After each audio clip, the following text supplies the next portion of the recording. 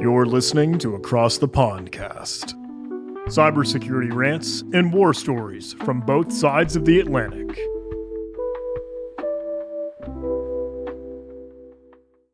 Hello and welcome to Across the Pondcast, a show where we talk and occasionally rant about cybersecurity topics with perspectives from both sides of the Atlantic. I'm Tib3rius. I'm joined, as always, by my lovely co-host, Mr. Andy Swift. And today we're joined by Sean Kalinich, aka DecryptedTech, cybersecurity engineer, and according to his LinkedIn, God Emperor of Dune. Sean, welcome to the podcast. Thanks for having me on. Andy, how are you doing? Yeah, not so bad, sweetie. I'm cracking on. Tired, as always. It's getting late. It's dark. I've had my dinner. I'm ready for bed in a bit. But we'll plow through. We'll power on. Don't stop on coffee. Yeah, well, I mean, this is the problem with doing a podcast with a co-host who's now 6 hours ahead of me. Yeah, we didn't think this through. We really didn't. Like the whole across the pond thing was great until we realised how different the time zones were. But hey, it's all right. It's all good. I've got coffee. That's good. Hopefully my stories don't put you to sleep. So. But we haven't had that so far. If I start nodding off though, I mean, yeah, sorry. No, we haven't had that so far. Luckily, I don't think. We even managed to chat for about 20 minutes about Argers and ovens at one of the interviews. So, you know, I'm pretty sure we got this. We need, that just gives me an idea. Now we just need a children's book that's cybersecurity war bedtime stories. Like, oh, another quality idea that's come out of this I could podcast. see that being profitable. Yeah, maybe we float that. That was great. The last idea you had was cyber fights. That was at the. That is slowly happening. That is slowly gathering momentum. But yeah, I feel like bedtime cyber stories. I reckon that's got legs. Yeah, we haven't had any people on for cyber fights yet, but it's cyber fights on X is the Twitter handle. So yeah, there we go. Maybe we'll have some by the time this airs. I'm trying to do food and beverage pairings with cybersecurity incidents. You know, what dish does go best with a ransomware incident? So, that's a good idea too. I like that. read the cookbook, you know, the ransomware roux, you know, let's get those out there. I do like that. Ransomware roux. Ooh, that is a nice one. Oh, I see what you mean. I was trying to pair it with like the type of food I'd like to enjoy whilst the cybersecurity incident was happening. So ransomware for me is like that's a solid pizza night. Well, so the idea, and it was just kind of a joke, I worked for a hotel chain, and there were a couple of incidents where the hotel was brought down. And of course, you have everybody, the entire team is in there, and the catering staff would bring food up. So the joke became, you know, with such and such, this is what our pairing is. And sometimes it was croissant, sometimes it was pizza, but it was always good food. It was like, you know, from the hotel's restaurant. So it was what you would get if, you know, dialed up room service.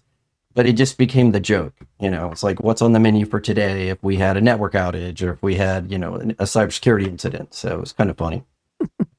So yeah, Sean is here to regale us with some cybersecurity war stories. But before we start, this show is made possible thanks to our sponsors. If you want to sponsor an episode, please send an email to sponsors@acrossthepodcast.net for more details. Okay. Sean, you've sent us a few stories. I think we probably will have time to get through them all. Do you want to introduce the first one? Yeah, so going back to when I worked at the hotel chain, there was about 9 properties that were attached, and then we used to call this 1221. So on December 21st, out of nowhere, suddenly we start getting help desk calls saying that this property is down, they can't get to the internet. This was after a pretty large configuration change, and everybody's freaking out. So I have one of the tier 3 engineers call tech, Cisco, you know, technical assistance center. And within about 10 minutes, the technician, who was knowledgeable, I'm not saying anything bad about the technician, but he got so hyper focused on everything that was going on that when I asked a simple question, you know, you've got 9 properties now that are sending all of these topology changes that you couldn't see anything. It was just a hash of traffic. And he kept trying to sort through all of this by having us pull down more logs and sending it to him. So I said, well, can we just restart OSPF? because everything's connected via OSPF. That'll shut everybody up, and then maybe we'll see exactly who it is. The comment was, well, if you guys are going to take over the ticket, we'll just go ahead and close it and move on from here. And not wanting that, because we had been told, my boss had told me, call TAC, get them to fix this. They know what they're doing. And so I said, no, that's okay. If you have an idea of where this is coming from, let's go down that road. Well, again, the next thing I know, we're sitting in the lobby at this point, just kind of on our laptop, sitting in the lobby of the hotel. Things kind of get a little crazier. So we decide we're going to move back up into the data center. So we move up into the data center. We call our ISP, the people that are actually providing the fiber that connect the properties and providing the internet service. They send out one of their CCIEs. We're sitting here going back and forth. And it was funny because the CCIE, he later admitted that he thought we had already done what actually fixed the problem, or what allowed us to find the problem. So we kept going through this, and they kept pulling more logs, then more logs. Well, I guess there's a time limit on Step 0 tickets where they will bring the backbone team in. But the backbone team wasn't available when that time limit expired. So here we go into the next morning at about 9 o'clock in the morning. And by the way, we'd been working on this since about 7 the following morning, because that ended our change window to make the change that we believe may have, we at first thought caused it, which was we had changed all of the OSPF IP addresses. So we made them sequential, whereas before they were kind of random as we rolled out to each property. So we went through and we changed all that. And I thought for sure that change had screwed everything up. Well, it hadn't. And again, we're going through this. Let's get logs. We call technicians. We had people who weren't even technicians at different properties sitting in the data centers, watching blinking lights. And, we're all on phones. And finally, when the backbone team comes on, everybody gets into this little argument. And I look over at the CCIE from our ISP and I said, hey, do you think if we restarted OSPF, because we made changes to OSPF, that, everything will shut up and maybe we can see what's going on? Because I think it's this. And I explained to him what we'd done. He's like, well, I don't know how that would do it. So he tries to say over the bridge call we have, hey, can we just restart OSPF? Nobody is listening to him. So he's just like, screw it. And he just, starts and stops OSPF. Every property shuts up. Then this one property just explodes with noise. And I was explaining what I had done, the changes I had made, and what we had changed it from and what we changed it to. And, thinking, okay, let's see if this is what it is. Well, we realized very quickly that it had nothing to do with the changes that we had made to the environment. So now we're confused because it's not just changing the IP address back. It's not just changing the name back. It's not anything that has to do with anything related to OSPF. So we send an actual technician, somebody who really knew what they were doing. Before we had somebody who was like a help desk apprentice. They were just learning the help desk job there just so we had a body out there. So we get a network engineer out there and he's watching things as we're, restarting OSPF and seeing what's lighting up. And he notices that there's one particular port that's going crazy. So we trace that back to an IDF. And we notice in the IDF, there's one particular port that's going crazy. And when we shut it off, everything quiets down. So then we trace that back down to a restaurant in the hotel that's under renovation. And we're looking everywhere to figure out where this port is. We finally realize it's behind a refrigerator and there is a little dumb switch sitting there, and somebody had found a cable that was unplugged and had plugged it back in. So we have this nice little loop on a dumb switch that we can't even tell what it is that just took down 9 properties. And the entire outage from when it first hit, which was right after, and it was a cleaning person who was in there and they were pushing the refrigerator back in when they noticed the cable. So they plugged it back in thinking, oh, this is unplugged. And so it was 28 hours from start to finish.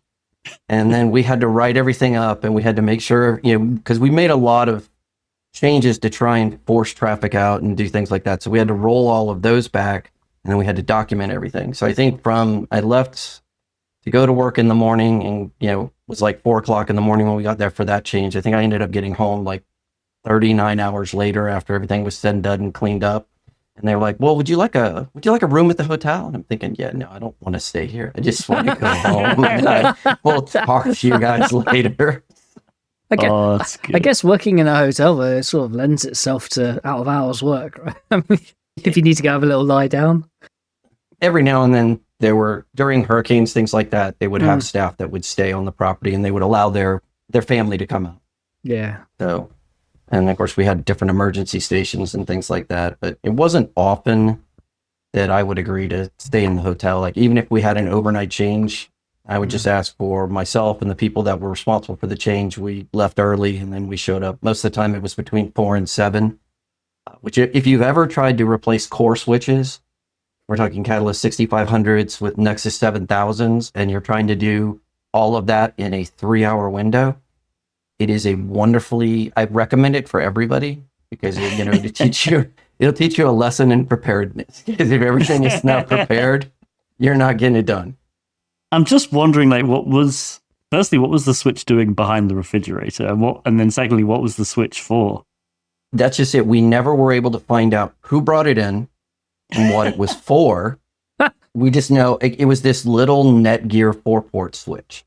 So what we thought might have happened was somebody brought it in and forgot it was there, and maybe they brought in like their own laptop or something else that they were plugging into the network, which they're not supposed to do anyway. Right. But that was kind of our guess, because it wasn't on any inventory. It didn't belong to anybody, and nobody was going to own up to knowing what it was. So it was one of those things, and for a while I had it hung up on my wall in my office. So just kind of a reminder. The smallest things can take down the largest networks. Yeah. and it was the simplest thing. If you too want to take an entire network of hotels offline, turns out just a tiny little dumb switches. 9 properties for 28 hours total. God. And then the other thing is, if I ever run into I guess the lesson there is, if you ever have a help desk person or a support person who tries to get aggressive and say, if you're going to do anything, then I'm going to close the ticket. I think it's important to say, look, I just want to try this out. If you want to run the command, I'm good with it. Because if we had restarted OSPF 10 minutes or 15 minutes into the ticket when we first thought that it might have been related to the changes we had just done, everything would have been done within probably about 2 hours. Instead, we went through all of this trouble of downloading logs, grabbing things, trying to reroute traffic and figure out, okay, as you're going around the room, you got 9 properties. So each one's got its own exit point into the OSPF environment. They're trying to go to each one and send it commands. And half the time they weren't responding. So it would take forever to get it, to a command where you put in a static route instead of allowing OSPF to travel. Well, the network was still not going to answer to any of that because there was just too much noise. And it just became a big, huge mess where sometimes, your gut instinct, if you've made a change, it's kind of the last person that touched the lamp. If, you touch the lamp and the lamp shatters after that, maybe what you did with the lamp was the problem. So you kind of work back. And it's important not to get railroaded by support, but you also don't want to piss off support, because if you piss off support, they're going to not help you as much. But you got to find a tactful and friendly way of saying, hey, can you just run this check? We just made this change or whatever. Come up with an excuse to get them to do the thing that you think might be the problem. Because oftentimes your network and your environment 100 times better than the support person that you're calling, especially tier 1 or tier 2. They're 99 times out of 100, they're talented. They understand, they may have experience, but they don't know you. And that was the big thing, is since we knew what we did and we didn't take that time to say, hey, we really think we should do this. And even if he had closed the ticket, if we had restarted OSPF and saw, this property over here, we probably still would have opened up a new TAC ticket and just referenced the original one. But again, that was a decision I made, which was a bad one at the time, and allowed the outage to end up being much longer. Mm. Lessons learned. Yeah. I'd hope lessons learned on both sides. So, because from a support technician's point of view, there's a way to address tickets and there's a way to work with clients, and there's a bad way to do it. And all it takes is for a seemingly super smart support engineer to have a bee in their bonnet about something they've seen before or seen recently or done recently, and they think, oh God, that must be the same problem. It must be a similar problem. I've seen this. It's not always the case. You gotta listen to the people on the ground. As you said, if something is broken straight after a configuration change, 9 times out of 10, it's probably going to be something related to that, right? So yeah, you got to trust the people you're working with. Listen to their story first. Take that on board rather than diving in at the deep end. But yeah, hopefully lessons learned on both sides. I do have another question for you. It's interesting. Well, I find it interesting. Anyway, we did a red team engagement probably about 1.5 years ago now. It's a little while ago. It was quite a funny one because we left a few devices around the network just for lols, really, more than anything, and for a bit of command and control from the team sitting outside. And it was left there for a week before they found it. 7 whole days before they found it. They knew it was there on day, it was about 27 hours into the engagement after it was dropped. They knew it was there after about 27 hours, but it took them 7 days to find and locate it. Because they were trying to work out what port it was plugged into. They're trying to work out where this port was, what room it was in, what switch that was connected to, and it took them 7 days.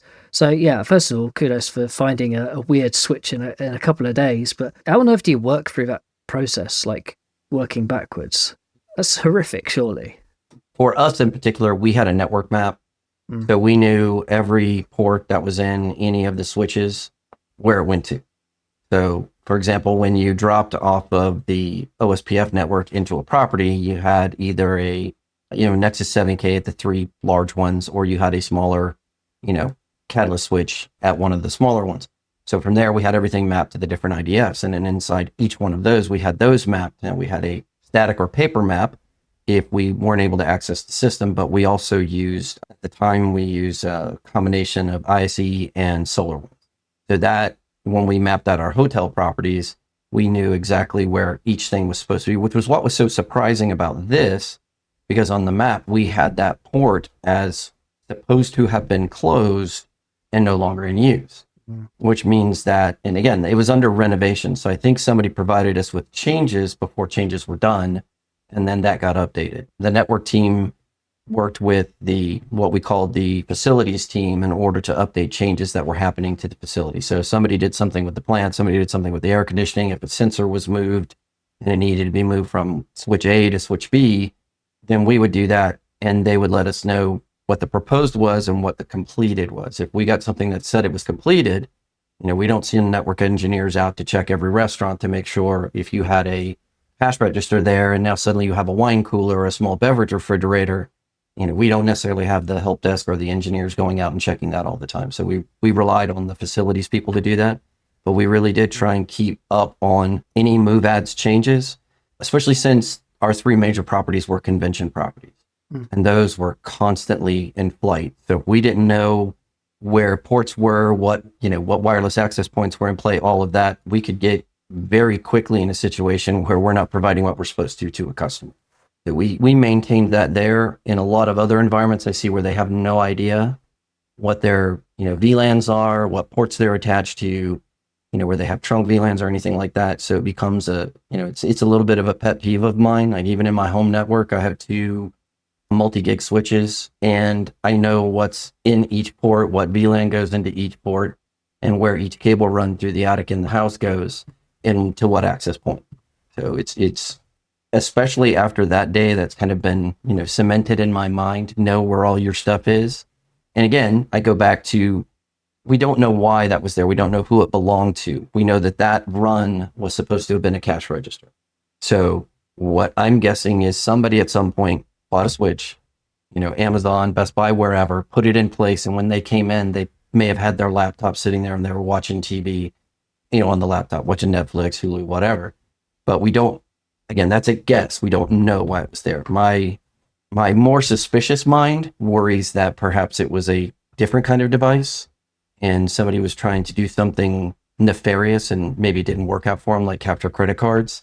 But we didn't have any reports of any credit card usage or credit card theft that was associated with that restaurant. So we did have some other ones that were interesting, including people that tried to slip in capture devices on USB at different registers, but we had different policies that as soon as you unplugged the card swiper, it would light up like a Christmas tree. We'd get a big red light and a notification, and so we would start watching, and then we'd see what was plugged in and try and do an ID of what was plugged in. And in a lot of cases, in some cases, it was somebody actually unplugging the card reader in order to plug their phone in to charge it. And in other cases, it was, again, more nefarious. Wow. This, the whole thing about like losing or trying to find devices on the network physically reminded me of a story that I read apparently quite a long time ago, because I found it. It was from the Register in 2001. So this is literally 25 years old. And it's a story. It's a very short story. But the gist was it was the University of North Carolina decided to do an audit of their network, and they couldn't physically locate one of the servers, and they ended up having to follow the cabling, and it went into a wall. And what happened is 4 years earlier there'd been a renovation, and the builders had just sealed it behind this wall. And it just kept running for 4 years perfectly without having to be physically touched. It was one of their more reliable servers. So it just reminded me of that story. It's just 4 years later they discover, oh, it's behind a wall, which is great. Wonder what OS it was running. Does it say? I have no idea, actually. It's a missing Novell server, so I assume Linux. But Novell? No, well, it would have been NetWare. Yeah. Maybe not, no, then. So it would have been, I think some of the earlier ones were BSD based. Yeah, that makes sense, actually. So, I mean, depends on how old it was. If it was when I first got into information technology, it was during the mad rush of everybody wanting to get off of Novell and move over to NT4 with Windows 95. So I started in Windows NT 3.5 and then moved into 4.0, Windows 95, 98, and all of that. So I actually got my MCSE originally in NT 4.0. When anything you wanted to do, you had to do in the registry because Microsoft didn't give you any tools to do anything. So different these days. Now we have to ask Copilot to do anything. I still go in the registry. That's still one of my go-tos. In fact, when I left the hotel, I went to work for Cylance for a little bit. And when people would talk about, well, this is having a problem, I'd go and I'd check the registry and I'd find things like uncoded pathways and weird errors in the way something was written into the registry by whatever tool they were using. So then I'd manually fix it and it would work. And so it was just, again, you get those things that are beaten into your mind because that's the way you had to do it for so long. That now I still do a lot of things directly in the registry instead of trying to, flip a switch or UI. Well, ultimately, with the way Windows works, the UI is just an interface for the registry, really, at this point. So everything just ends up being registry settings. True, and then everything is either it's a call through different APIs, different internal APIs, it's both cool and horrible. On the cool side, if you write your tools correctly, you can monitor the internal API calls. So you could look for suspicious or out of pattern behavior. So like if you take the guys at Halcyon, one of the things that they did, and many of them worked at Cylance as well, so I know some of them from when I worked at Cylance, they looked at the way ransomware did its internal API calls when it hit the system. And they recognized that there was a pattern. So they started building things to watch those API calls. And even when, again, when I was at Cylance, now they've been sold after BlackBerry kind of did what they did to them. And so, a lot of the things that we built were looking for behavior calls that the user wouldn't see or you wouldn't normally look for when you're talking about standard EDR or anti-malware. We had one that we wrote that was actually looking at the .NET inline compiler for people that were trying to build their malware on the fly. The downside of that was HP, when it sends printer driver updates, firmware updates, and every now and then when it sends its telemetry package, it uses the .NET inline compiler to build that and send it on. So we had to write special language into the JSON in order to ignore that if it met a certain pattern, which was the most horrible regex I've ever written in my entire life. I think we all have a story about the most horrible regex. Horrible regex. Absolutely. And the process of learning or becoming good at regex invariably leads one to think, ooh, I wonder if I could parse HTML using regex. And then you realize very quickly what a bad idea that is. It's up there with the recreational impossibilities. If you really want to do it, you can do it, but Yeah. All right. What's the second story you've brought to the podcast today? So after I got away from direct kind of hands-on, being the on-prem person for systems, network, and security, I went more into the consulting direction. And one of the most unusual or frustrating things I would ever encounter dealing from a, consulting perspective is when you get into an environment and they're talking about purchasing the next tool. Well, we don't really have the budget to buy, network monitoring, or we really don't have the budget to buy this. And that focus becomes just that. So I came up with a concept that just felt comfortable to me. I like warfare and I like, warfare history and things like that. And one of the things I've always talked about are where great generals or great leaders, they shape the battlefield. So I came up with this thing and I worked with the sales team at a company I was working for at the time. And I called it the Spartans of cybersecurity. And everybody, when they think Spartan, they think, okay, Spartan accommodations, or maybe they think 300 and, taking somebody into a pit, yelling, "This is Sparta." But really it was about the way that the Spartans at the Battle of Thermopylae shaped the battlefield to the best effect. They knew what they had.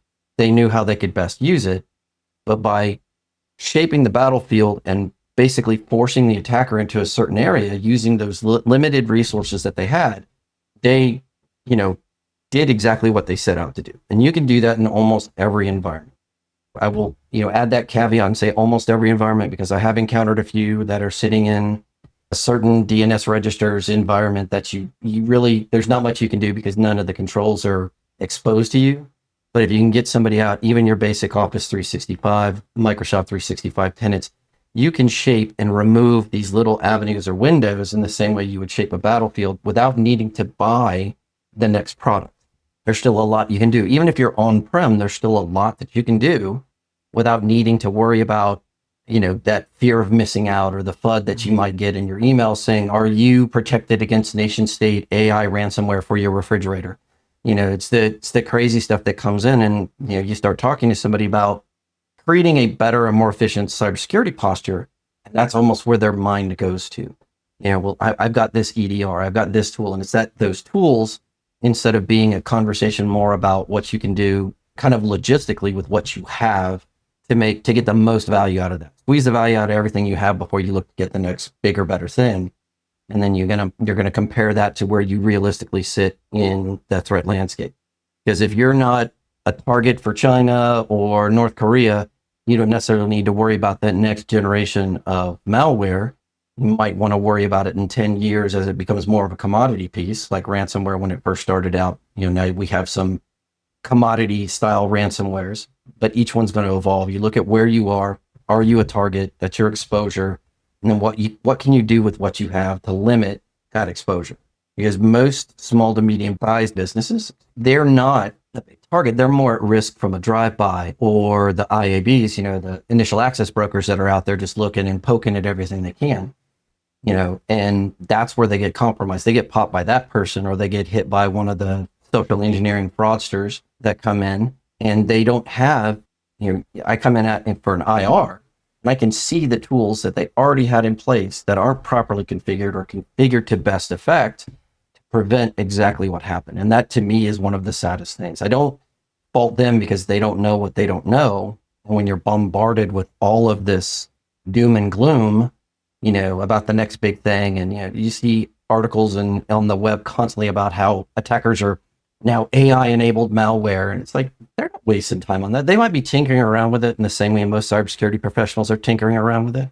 But then they're not out there building the next generation of malware with AI when they can still make a phone call and get somebody to give their password up.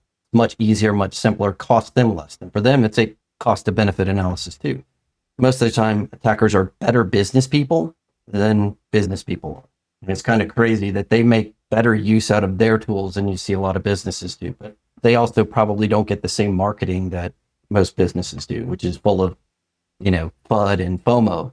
So it's that, take what you have and shape the battlefield to the best effect. You can do a lot with a little as long as you know, or you route the enemy into a particular area.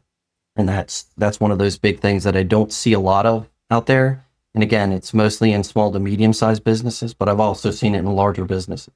And a lot of that, when you get into that medium and large enterprise, that's because they absolutely have no idea what they have. And they've lost that control of the assets, so they don't even know or understand what the battlefield looks like. And that's an entirely different conversation. Mm. Yeah, no, I think that's a good idea. And I mean, it's increasing with AI. Like, one of the problems I have right now with the whole everything shifting, or almost everything shifting to AI, like AI powered SOCs, The problem is you still need a human there to check the AI's work pretty much most of the time. So it's like you're not actually solving much by putting AI there. It's more of like AI seems to work, at least in my experience, when it's there as sort of an assistant right now to like speed up some of the automation. But I think a lot of these tools, like that we're sort of introducing AI into, they already have automation, and the automation has been working. So one of the problems I think we're facing now as an industry is there's just too much focus on AI-enabled solutions when the focus should really be on, okay, how do we automate the solutions we already have better? No, I would agree. And I think, again, I'm going to go back to Cylance here because it's something I know and I can explain well. When Cylance first did what they called AI, it was a math model. They took everything that they knew about malware and put it into a model. That model looked at entropy. It looked at different facets. I think by the time I left, it was something like 82 different facets. And they could do that at speed much faster than static analysis or dynamic analysis. And they could look at it during the pre-execution phase.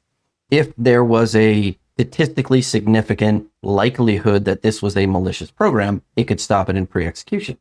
That at the time was sort of unheard of. Nobody had ever gone that route. Everybody was doing pattern matching, signatures, hashes, stuff like that. Now, there was still a hash matching model because you could put in a hash to either safe list it or, block list it as you needed to. But the biggest thing is that it could do this comparison. So that was a deterministic model.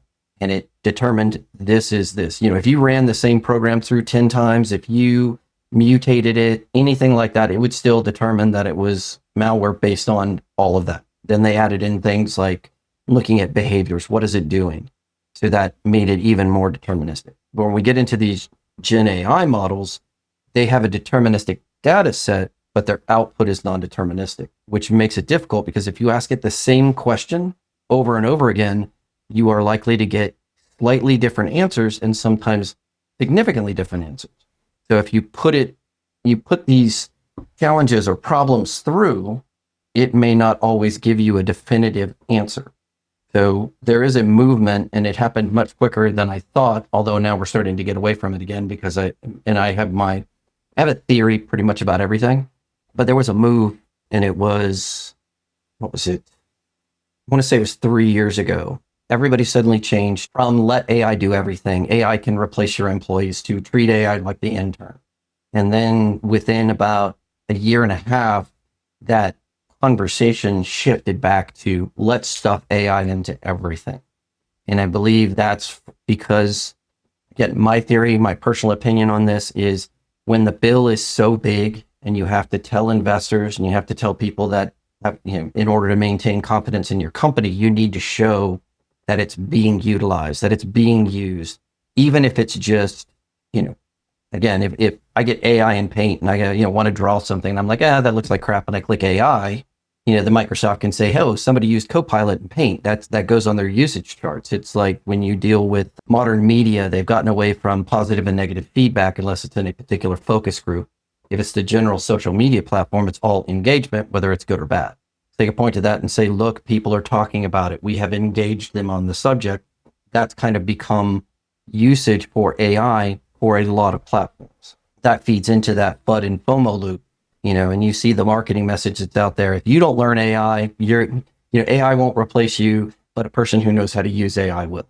And that's where that message comes in. And you start getting into metrics. And some companies are fantastic about this. Others are horrible, where if asked, let's say the CFO says, okay, well, what's my return on investment on this? And somebody will say, well, this can do the work of this many full-time employees, or this can use, this time full-time hours. And to the wrong CFO, they see that as, okay, I don't need to maintain that staff. I can now get rid of that staff. And unfortunately, a lot of times it's from the higher paid people.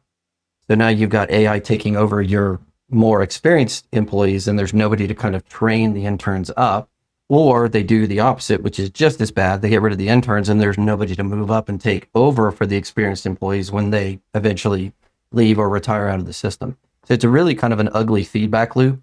And the more I've been working on an article, Ethics of AI, and I've been working on it for 6 months because there's so much involved in the topic. Just in, of course, when I talk about AI, I'm talking about Gen AI. There's training, there's model bias, there's filtering, there's security risks, there's the FOMO marketing, which isn't, I would say, at times less than honest is a polite way to say it. And it's become a bigger beast just because there's so much in there from a quote unquote ethical perspective. And it impacts not just, direct cybersecurity, but it impacts data privacy. As these things get put in there into, every single device from your refrigerator to your oven, it's just this massive data collection that's pulling in. If you look at the different AI crawlers, it's incredible the number of AI crawlers that are out there just scraping every bit of data off the internet. And there's ethical questions around that. There's ethical questions around output. It's just kind of become a monster, even outside of just some of the security concerns, like connecting ChatGPT or Claude into your, AWS tenant or GCP tenant or Microsoft 365 tenant. Those agents want so much permissions that it's just really super risky to connect it in. Yeah. And I think going back to something you said a few minutes ago about the businesses having to argue their case to investors and everything. I remember the CEO of Microsoft, only a few weeks ago now, and it'll be a few months when this airs, but kind of said the quiet part out loud when they were like, if people don't use AI, then the industry will kind of just collapse. And it's like, okay, but if a product is good and it has the benefit for people will use it. That's how products work. So yeah, it kind of just, it's almost like the curtain has been lifted a little, because I think, my personal opinion is, Gen AI is, and I studied AI back at university, proper AI, right? So the machine learning models you can feed data into, it spits out deterministic answer based on the training.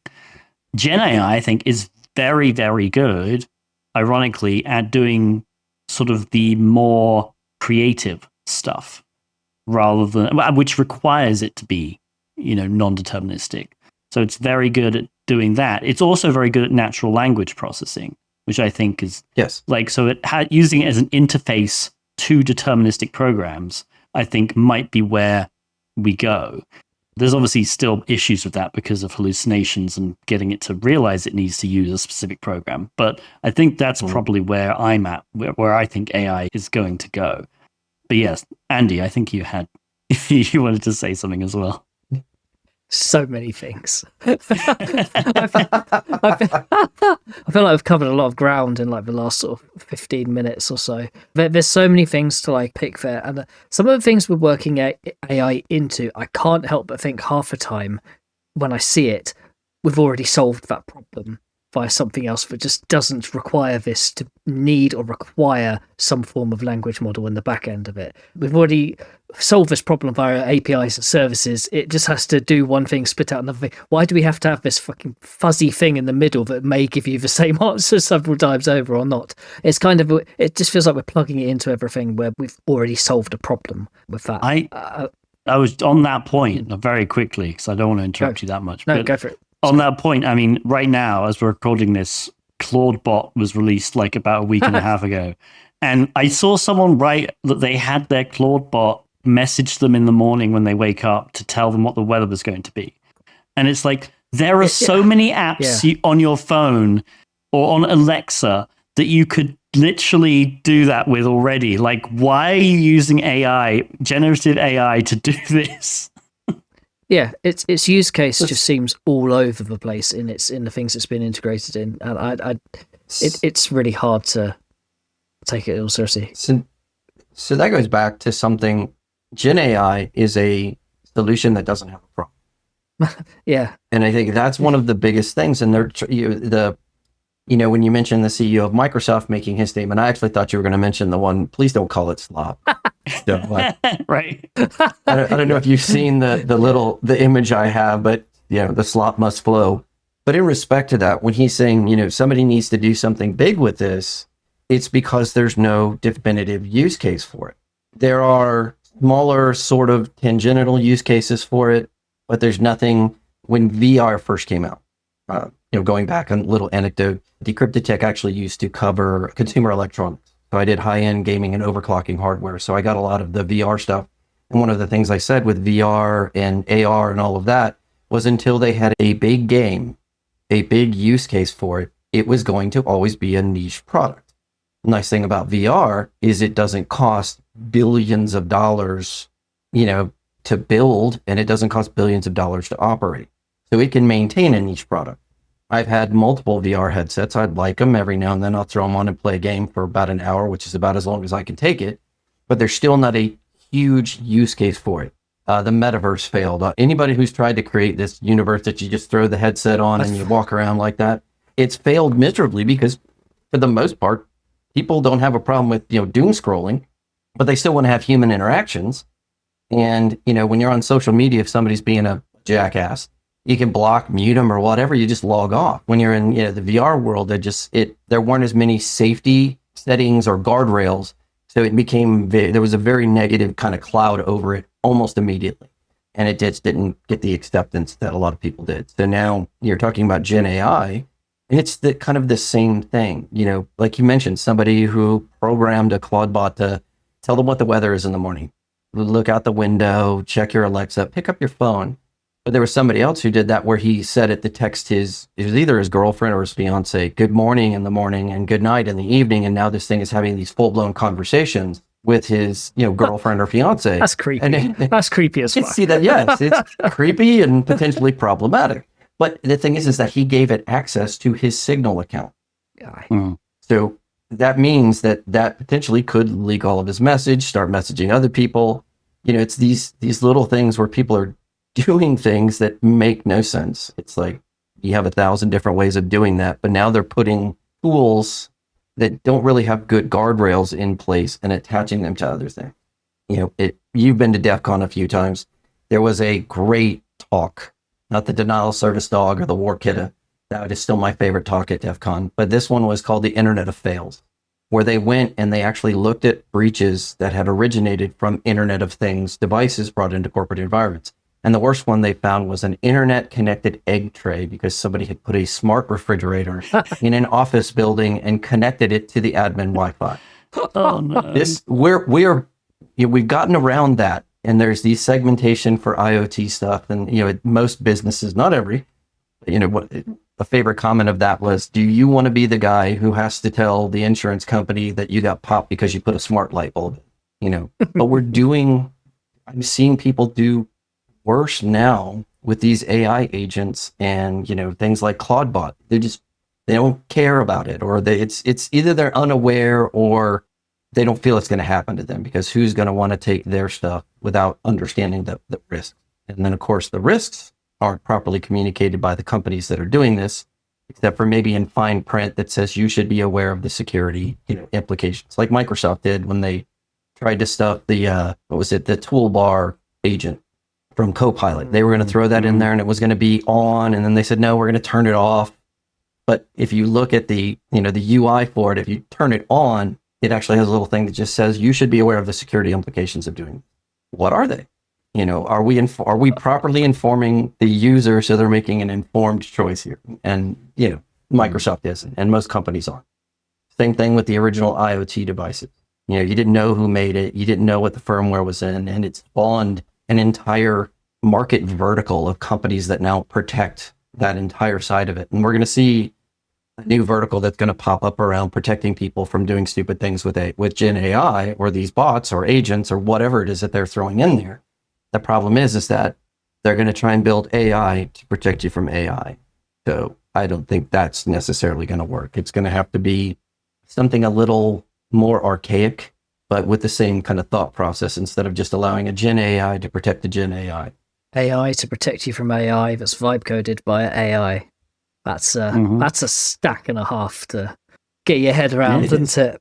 I also wrote down here in my notes, and I'll quote, "Metaverse!" Exclamation mark. Ha ha ha ha ha ha ha! Exclamation mark! Exclamation mark! I had happily forgot that existed for so long until this interview. So thanks for that. So happy to remember that. Yeah, it's a weird place it's all going to, and I've even got at work. I've got a bid presentation I've got to go to next week, and one of the things for the board in this bid presentation want us to answer. One of the big questions is, how are we going to be using AI in cybersecurity? So yeah, I'm going to look forward to that question quite a lot. I suspect my use case might be slightly different to some others. It's just hard to know what someone wants from that question because it's such an open-ended topic. I found a neat little use case for it in terms of like reverse engineering stuff, because a lot of time in that is spent going literally backwards, working out where functions are, what functions do, and giving them names. So I found quite a nice use case for things like AI, where I can get it to give me get a bit of a head start on just rifling through things and naming things before I get there, so I can find useful stuff quicker. Do I trust it with any stages beyond that? No, absolutely not. But hey, it's I quite like it for that kind of use case. It's given me a little bit of a leg up, but nah, nothing more than that for me at the moment. I do like how this episode is sort of, we've transitioned from more stories to just ranting about AI, which is great. I like that. I feel like a fair few of these sorts of things do tend to transition into AI discussions at the moment. It's a big thing at the moment, isn't it? But I did like, if I go back to about 20 minutes ago, look, just maybe we just edit this and put it in a different order or something. But you said something. It was about your talk about the battleground stuff. I really loved that chat. I wanted to let you speak about that because it was such a nice piece just to listen to. And I'm such a big advocate of that kind of mentality. And one of the things I always, in incident response, going back when I do those, I don't think there is ever a time. I can't think of a time in recent times where the answer to an incident response at the end of it has been buy this new shiny tool. The answer has always been a reconfiguration or a better reuse of something you already have, or understanding what you have better and putting it to better effect. Because 9 times out of 10, that's where the problem is. People have the stuff to detect this stuff or block this, whatever it is that's attacking them. It's just not put to good use in any constructive way. So yeah, I can't think of a time when I've literally told someone to go out and buy a magic box that will fix all of their problems for them. I don't think I ever will. Good configuration is king. There's my phrase. If you've got good base configuration of so many services, it will block even Fortinet things. You said the word. That word is a curse word on this podcast. Yeah, and there's gonna be a 0 day tomorrow. I'm no fan of their products, but if you look at a lot of the hideous vulnerabilities they have had over recent years, months, dawn of time, a lot of them, in terms of execution, when you go to execute those particular vulnerabilities, need certain setup permissions or exposures in very specific ways to be able to trigger them correctly and properly to their fullest extent. Trouble is, you've got to be a fucking moron to be exposing those things, but the other problem is a lot of people are. So it's a bit of a double-edged sword, but good configuration, even if you're using bad products, can save you so much. They can save your ass so many times. So yeah, I just wanted to get that in there because yeah, good configuration is absolutely king. It'll save you bacon before anything else, even if it does suddenly become vulnerable overnight due to some hideous vulnerabilities from the 1990s. Are we talking about Microsoft or Fortinet? Could apply to either, to be honest. Could apply to either, yeah. I mean, come on. We're finally getting NTLM turned off by default. Yay! But we did get Copilot and Paint first. Oh, so, yeah. I mean, that's the important Wait, I think thing. I missed that. There's Copilot in Paint now? Paint? Yeah, so they put Copilot in Paint, and in some cases it's asking people to log in with a Microsoft account. No. I think that's an actual bug. I don't think it's supposed to do that. It's just supposed to know what you're logged in as. That's hilarious. But yes, Copilot got put into Paint before they made the decision to kill NTL. I've just opened it up because as I will point out many times, because I think Zach Horn pointed this out the other day about us using Windows on his episode. I use it to record this. This is my recording machine. I use Linux as a daily driver. So unless I'm exploiting something, I rarely look at Windows. And I've just opened up Paint and yeah, there it is. A massive fucking co-pilot button in the top right. Excellent. I'm so happy. I'm going to create an image of you in Paint, Swift. Oh, good, because I can generatively erase it as well at the same time. Because for some reason, that's probably easier than using the massive erase button. Mm. Right. Oh, well. Well, thank you for that. That's cheered me up. You're welcome. No, I mean, we want to go back to a little more about some war stories. There was going back to when ransomware first came out, like literally first came out. It was when it was the Xerox document file. Ooh. And it was, you could look at the CC and it was sent to like 50,000 people. People were still clicking on the zip file and ransoming their entire company. Another day where I had been in for a change, and I don't remember what this change was. I think it was when we were moving all of the physical SQL servers into VMware, which required an entirely inordinate amount of prep and planning. So I was basically not working a regular day, going in about 8:00 at night, getting online with the tech support people for the property management and POS system. And we were running all the commands that they never ran, but we had to run before we did the P2V to get these systems over. And I'm get home 5:00 in the morning. I lay down 9 a.m. My phone goes off. I pick it up and it is, hey, people are getting this error message. And I'm like, what? So they at the time the help desk was on a separate Exchange server. I had said this much must be on a separate Exchange server. It must be on its own so we can continue to function if something goes sideways. This was one of the first things I did when I got hired, and I was so glad.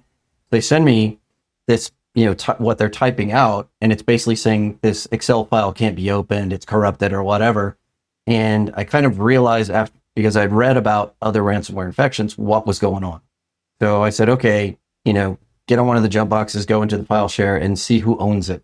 And back then, every file that was encrypted was owned by the person that basically encrypted. So whoever got the ransomware.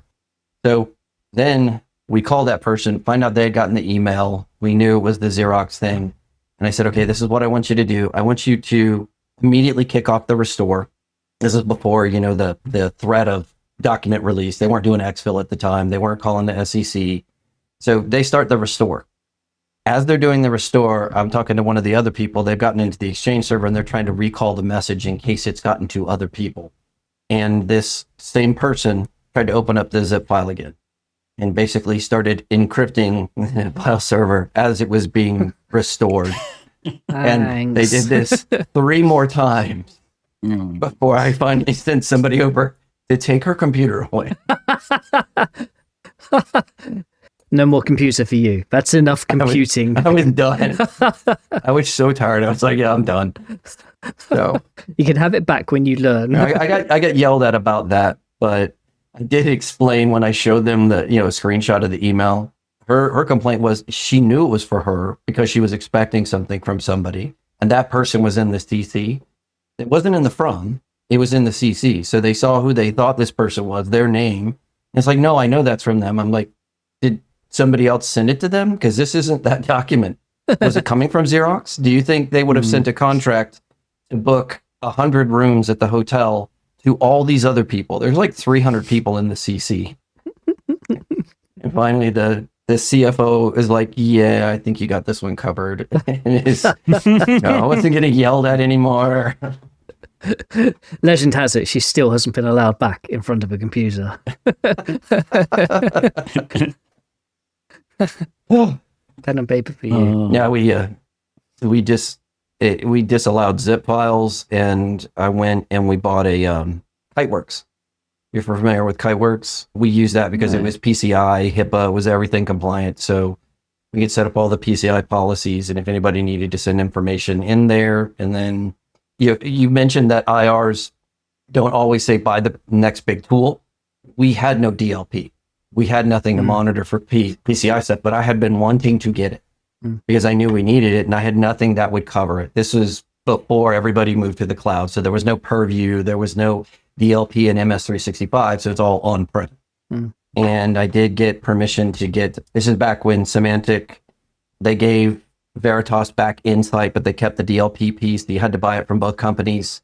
So we ended up getting Veritas's data insight, and we got the semantic DLP piece and put all that in there with Kiteworks. And it was this big, long project and worked out swimmingly. And everybody was happy with me for a while until they started trying to put things like passwords and credit card numbers in files and save them on their desktop, and it would encrypt it. And they would get scheduled for security awareness training. Then nobody was happy with me anymore. The whole thing with like person like continually opening a malicious file, getting confused about CC and from, it strikes me because I think in cybersecurity, or at least a lot of cybersecurity, I think we're obviously, most of us are very tech savvy, and we're used to working directly with tech savvy people. Like I, as a pen tester for web apps, work very closely with developers of web apps and project managers of web apps. So it's kind of tricky because I work so closely with other tech savvy people. I think I sometimes forget that most people aren't that tech savvy, I think. And so, yeah, you have to sort of take care, I guess, and remember that, like, there, especially with AI, like with everybody using AI, even non-tech savvy people are now using all these AI agents, and we've somehow managed to get back on AI. Sorry, that's another danger, is like just the people getting tricked, or people thinking that they're talking to a person, they're actually talking to AI, or people developing these parasocial relationships with AI. Very unhealthy ones. I think that's another aspect of cybersecurity. And yeah, I don't know how to end that point, but that was going through my mind while you were talking about that. It is, and that's why, I came up through, I worked at a mom and pop computer shop when I first started. And then I got my, MCSE because they wanted to start servicing businesses. So I built computers from, iron. I run cables through buildings, through attics, and literally ran cables through a sewer because that's what was required for the job. It was between two buildings, and we had access to the sewer and had access to the conduit that was in the sewer. So we connected the two buildings, going back to the 90s doing this stuff. But one of the things I've noticed is, having been in the industry that long, when I worked with people, let's say pre-2005, there were a lot of people who were cautious with their work computers. Then as people became more technologically exposed, you had your iPhones, you have the Android, all of these things came out where the same technology you would use at work was now sitting in your house. They became more exposed to it, but less proficient. But there's an assumption of proficiency at the business level. So people take bad habits from what they do at home and they bring that to the business, not understanding. I'm not saying that. Now, don't get me wrong, there are some people that are just, they don't care. I've run into that a few times, and it always shocks me. There was a fraud incident where an individual actually, when we blocked the fraudster from the environment, they got a call from the fraudster and they started communicating with them via Gmail to try and get them their payment. And when I said, this is fraud, and it was a significant amount, they laughed. And it wasn't that nervous kind of laugh, like, oh man, I really screwed up. It was like, I don't care. So you see that, but in most cases, I think people, there's that bit of shame. There's a bit of, impacted pride when they realize they were the source of something that happened. But I am seeing some of that taper off less and less, where it's more, that's somebody else's problem. It isn't my data. It's not my business, which is sad. But that technological exposure, with a lack of technological proficiency, is just, I think it's a core problem, because most companies don't want to take the time to teach people how to properly use the tools that they need to use to do their job. And let's face it, I can't remember a single cybersecurity awareness training that I've ever sat through that didn't make me want to go to sleep, and I didn't need like a triple shot of espresso to stay through. But when I've been asked to actually give those, I try and make them fun. It's less about don't do stupid stuff, and it's more about, here's some of the stupid stuff that other people have done. See yourself in that. So I kind of flip it around. Fortunately, I don't get asked to do that much, which is nice. But I'm laughing because I was just asked to do one of those last week. So I've delivered two of those to my company, one of each tail end of last week, Monday and Friday. And yeah, I try to do exactly that, make it more exciting and make it more interesting, because I think you have to. It's a dull topic, and the other thing that really struck me when I was asked to do it is the topics I was asked to cover. I was like, no, I'll cover them, but I want to cover them and what's more relevant now, because it was all still very focused around things like must use good password, must not click on link inside email because email bad type. It's very sort of like caveman computer style training, and that annoyed the hell out of me, because we've even got situations now where people are so detached from like even the documents they're creating, because they're creating them using cloud-based apps and things like that, and they're like, before you used to go save as, you stick it here, stick it on a file share, you know exactly where it's gone. And now you've got people accidentally automatically uploading it to fucking one box, like a million other cloud locations, moving it all around SharePoint, sharing it with people, and not realizing where it's been synced up to.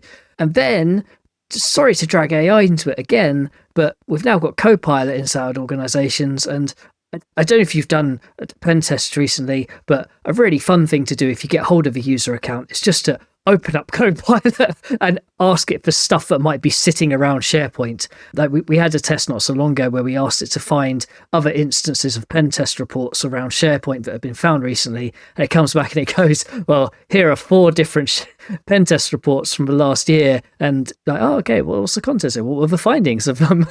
Just doing our job for us, because someone had just left those exposed on the internet for on their SharePoint instance for everybody to see internally. These are all becoming like interesting things that probably need to work their way into awareness training, rather than just that little side box that they get put in of just passwords and phishing emails, to be perfectly honest. But yeah, I like all it's fun. SharePoint and Teams are kind of those big glaring pieces of the Microsoft ecosystem. Yeah. I mean, even taking Copilot aside, most companies just set up SharePoint and they don't realize that there is any way to secure it. There is any way to reduce the potential for leakage.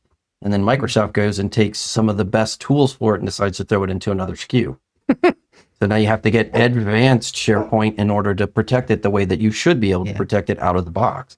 And Teams is worse. You know, Erica Zelica on Twitter, she does a lot of work with both SharePoint and Teams and talking about how exploitable they are without the proper configuration.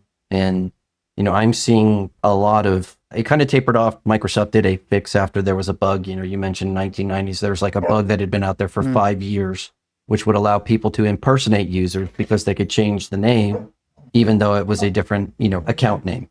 So they were impersonating people like the CEO, the CFO, and they're reaching out and saying, hey, I need 10,000 gift cards. Now, a user should know that the CFO is never going to say, I need 10,000 gift cards. Like the IRS isn't going to ask you to pay your back taxes in those. But it's still, you know, one of those things that you see. And then SharePoint links is just crazy how badly secured SharePoint is. Like by default, it doesn't need to require MFA. So it doesn't utilize modern authentication until you go in and tell it only allow modern authentication, which that should be on by default. It's mad when you think about it. This day and age. So yeah, you guys talk about an AI rant. I can rant about Microsoft for days. We may have to have you back on the podcast for purely a Microsoft ranting episode. That would be fun. Yeah. Thank you for joining us and sharing some stories, ranting with us about AI. That was unexpected, but always fun. Where can our listeners find and follow you online? So I'm on Twitter as at DecryptedTech. You'll see the title is Bits, Bytes, and Bourbon. I'm also on LinkedIn, unfortunately. I don't really do Facebook. I keep trying to do my own kind of podcast with the thought in mind of, you know, the bourbon and the food pairings.